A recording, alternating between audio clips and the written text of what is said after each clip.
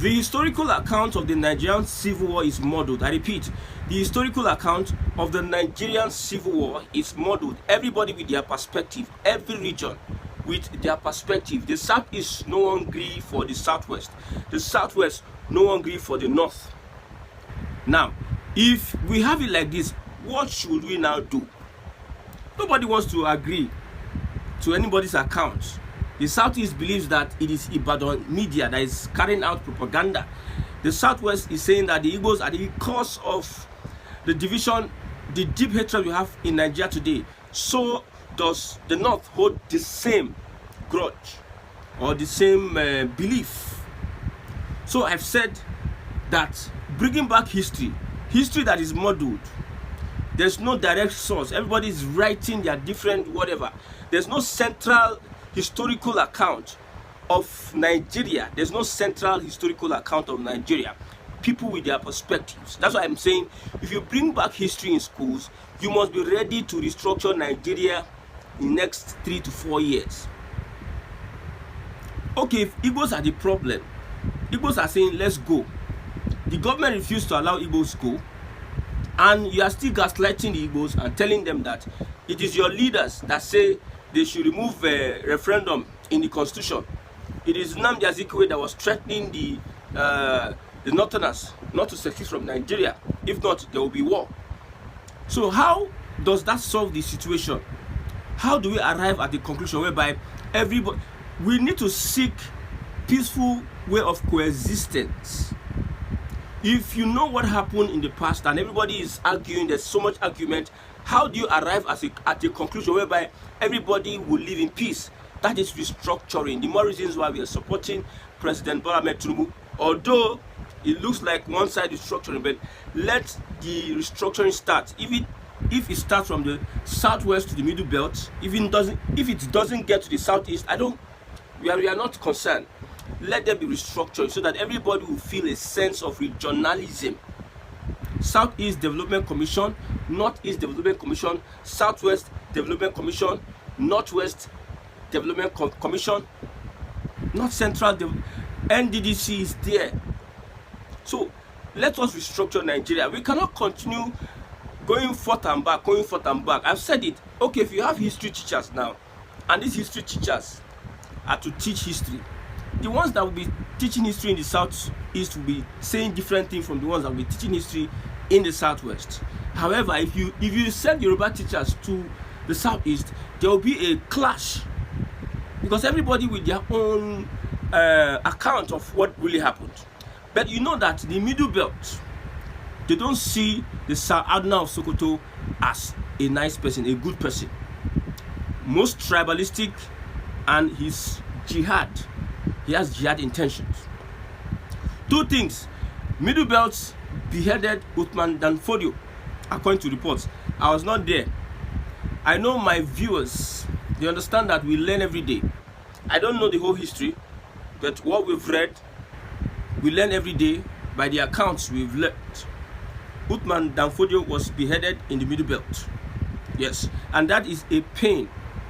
The North will never forget that act from the brave middle belters. The same middle belt are saying that the Sir Adna of Sokoto is a jihadist and is a hater of Igbos. The same middle belt. Look at Patrick Anu on Twitter says, if you have seen most of the books I have shared in the past, it is clear he was an evil man. His death historically was met with jubilation from all corners of the country. Even the Hausa people in Nepal rejoiced when he was killed. Let's not immortalize evil people, please. So we know that this Sir Adna of Sokoto hated the Igbos from that conversation with the BBC journalists. Now, why was he concerned about the Igbos taking over, dominating? How does the Igbo dominate any society? I've explained to you how the Fulani dominate society. There's always bloodshed, there's always land grabbing that they don't pay. They kill you and take over your land. They manipulate, get into your system, take away economic power from you, almost destroy your identity and take over your land. Use religion. And you know, Islam as a religion is a domineering religion, whereby you can't question the Sultan of Sokoto. When they put an emir, you can't question the emir. That is a kind of bondage. That is how they set it up. So how do the Igbos dominate a region? Explanation from the Sultan of Sokoto. He said, Igbos, they come to a place, they become the I worked in a place. There's a place I worked, and I saw the Igbo people focused in Lagos, focused on what they were doing, trying to put their best, while some other persons from other ethnicities were just free. You know, one thing about the Igbos is that if they leave their village to any place, it is like a do or die thing. They must hustle and make sure they succeed. They put all their efforts in what they are doing. They focus on everything. So what was the sin of the Igbo people that this Adnan Sokoto hated them so much? I'm not talking about the coup. The coup has happened. It is something that happened in the past. We cannot continue like that. But there's this tweet I saw. The people are saying that there was jubilation from all corners of the country when he died. Billy Graham, when visiting Kaduna, because he stayed in Kaduna, that is Adnan Sokoto, he stayed in Kaduna. You know, he was a jihadist that hated Christians. That is the Adnan Sokoto. And there are reports. When I say there are reports, that is not my stand. So don't think that I'm trying to impose history on anybody. That is not my stand. There are reports that he was about carrying on a jihadist mission. Yes, this Adnan Sokoto is a jihadist. You can't deny that. Look at the Middle Belt. Look at the account of how Christians are being killed. People are being chased away from their homes and farmland as he with him staying in Kaduna. Like you look at El-Rufai, look at what is happening with the same Fulani today. The same conquest agenda. This guy had a conquest agenda. And I believe personally, one of the reasons why they might have hated the Igbos, the Northerners, especially these Fulani jihadists, is because the Igbos would have made it difficult for them to spread Islam in the south. Would have made it difficult for them to spread Islam in the south. There are so many statements accorded to this man that we are praising. I'm not in support of whatever was done to him. I'm not in support of the killings, because they didn't consult anybody. They did their thing, and innocent people were just massacred in the north. Innocent Igbos were just massacred in the north. They started a war. They recruited young people in the Biafran army. They started the war, and at the end of the day, millions of people died. These are the actions of very few people that so many are taking responsibility for. He says, that is the Ahmadu Bello. The new nation called Nigeria should be an estate of our great grandfather Usman Danfodio. That is the Adnan Sokoto that Ahmadu Bello that people are celebrating. Yes, we must ruthlessly prevent a change of power. We use the minorities in the north as a willing tool and the south as a conquered territory, and never allow them to rule over us, and never allow them to have control over their future. Many people are refuting this statement as attributed to him, but you cannot refute the video that he made. So this was a jihadist that hated Igbos because of competence. You see, I don't know how to put it. Because I understand why people are not comfortable with Igbos, because of the way and manner they carry themselves. They carry themselves anywhere they go. And Igbo goes into for instance, now you have EFCC. You have, out of 100 staff, you have 50 Yorubas or 60 Yorubas, because this is urbanization agenda. 60 Yorubas.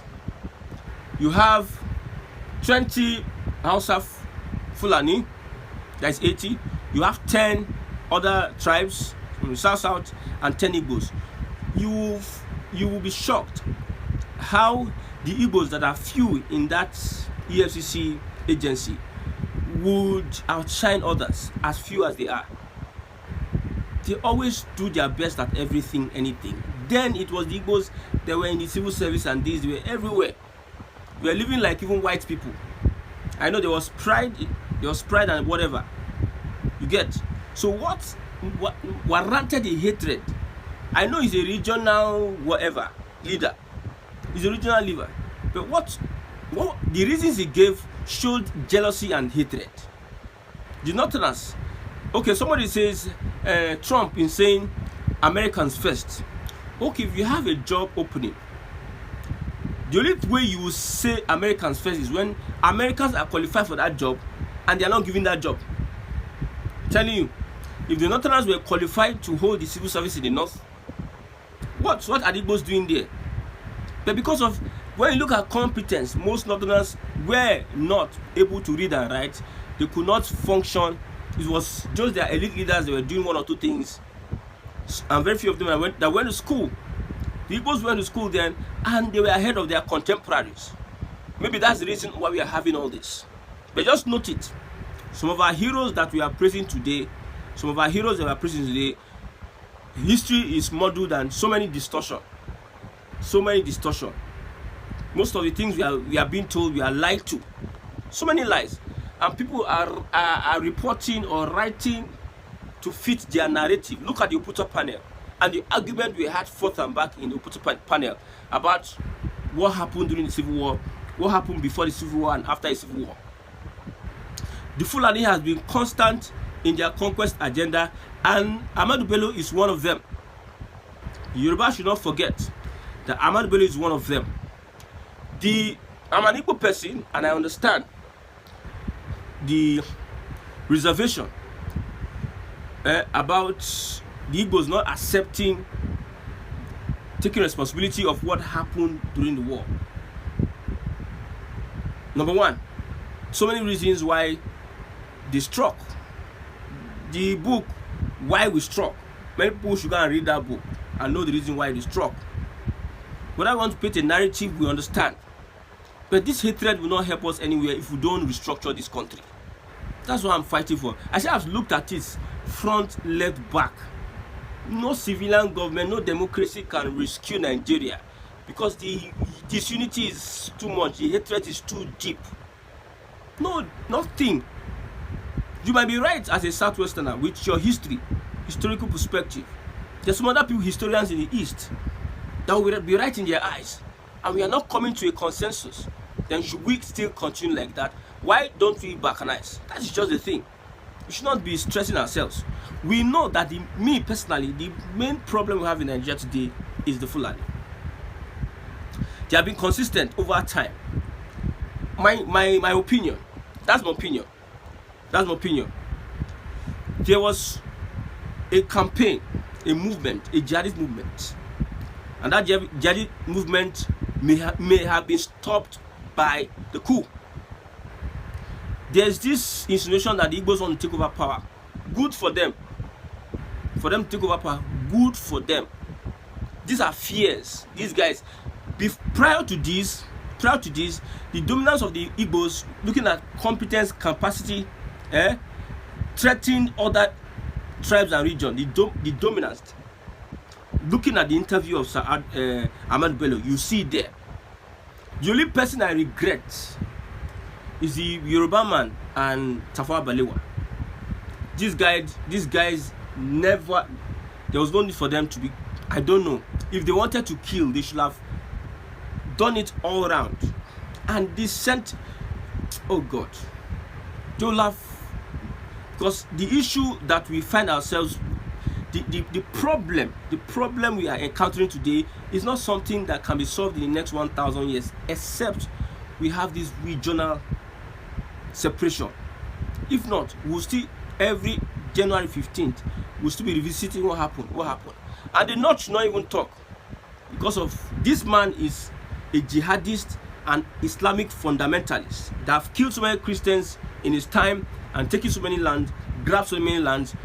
The Islamic fundamentalist agenda, he's at the forefront. Northern Nigeria is at the forefront. Christian minorities during his time, when the song went, the more reasons why the Middle Belt are telling you that never, we can never see Middle Belters. We can never see this guy as a hero. The Yorubas can see him as a hero because of the Igbos. The Hausas can see him as a hero because of the Igbos. But the Middle Belters are telling us that this guy is not a hero. Don't claim what he's not. Yes. Now, this on that report.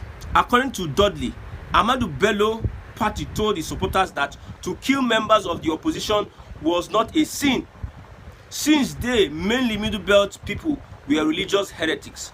That is an Ahmadu Bello that we are all crying about.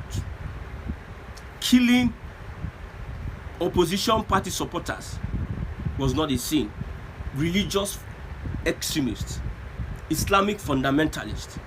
That is the same thing the Yorubas are fighting today, because these guys consistently for the past 600, 700 years, they have been pushing that agenda, the campaign, the jihadist campaign, consistently. The coup saw a pause to that campaign because this man was a champion in that. I tell you, they might have made a mistake, whatever, but this, I regret the killing of Tafawa Balewa. I regret the killing, since Okwara was not involved, or they didn't eliminate Okwara and Nnamdi Azikiwe. I regret the killing of Tafawa Balewa and the Yoruba man, I think Ademolego, something like that. I regret their killing. And every other person, the wife, the pregnant wife, S. Akitola, I regret his killing, a brave man. I regret their killing. But that does not take us anywhere. The people of this generation, the Igbos of this generation, will not stand and let somebody revisit the sin of some very few officers that does not speak for the Igbo people in general, and revisit their sin on us. No. No. Let us restructure and let us find ways to move forward. You can tell from the Southwest, you can tell Southwesterners the history as it deemed fit. The Southeast will do so. I've said it. People said there's no how. We must bring history back to our schools. Can't you ask yourself the question, why is it difficult? The government, why is it difficult? Why is it difficult? Because they will still talk about the history of how Fulani entered Ilorin. It's all about aggressor, aggressor, aggressor, aggressor, aggressor. This one want to kill. You want to kill me? You're my enemy. New enemies are rising up every day. You can tell your children your perspective of the war, but that does not stop anybody from having ulterior motives. Whether you are Yoruba, whether you are Igbo or Hausa, they are always good people you can find anywhere and everywhere. Fulani, they are good people. I say I know Fulani. Fulani pastor, I know Fulani. Fulani pastor. Now, if the Igbos are people that want to take and dominate your land, I've asked the question, how do they dominate your land? Please, if you're watching this broadcast, please, can you tell me, help me, how Igbos will go to a place and dominate their lands? Example, in Lagos, they come through night bus, according to our people, with polythene bag. They go to Apapa Wharf. Maybe they work 1 or 2 menial jobs. They get small money. They go to Apapa Wharf and get clothes and start selling. From selling, they start expanding. From expanding, they get a shop. Or those that go and serve their oga, they serve their oga for 7 years and they are settled. They do 1 or 2 things. Those ones do business boom, they get money, they buy house. They buy houses, they plan ahead, they buy houses. They build hotels, they build business ventures. How are those people dominating? You see, when you are crying foul, you need to understand that not everybody. See, there are people that are capitalists. I've repeated myself. There are people that are capitalists. There are people that want to take over this and that. There are people in every tribe. But I don't see the Igbo personally. I don't see any. We have been campaigning Igbo, leave. Go invest in the Southeast. That's what we have been campaigning. So coming to take over, no. Is it the political aspect? How would the Igbo take over? If the Igbo, let them go and contest for governor now. They cannot. All these are just jab, soft jab.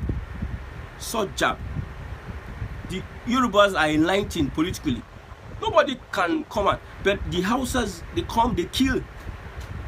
They use manipulation, they use diabolical means, they come, they kill.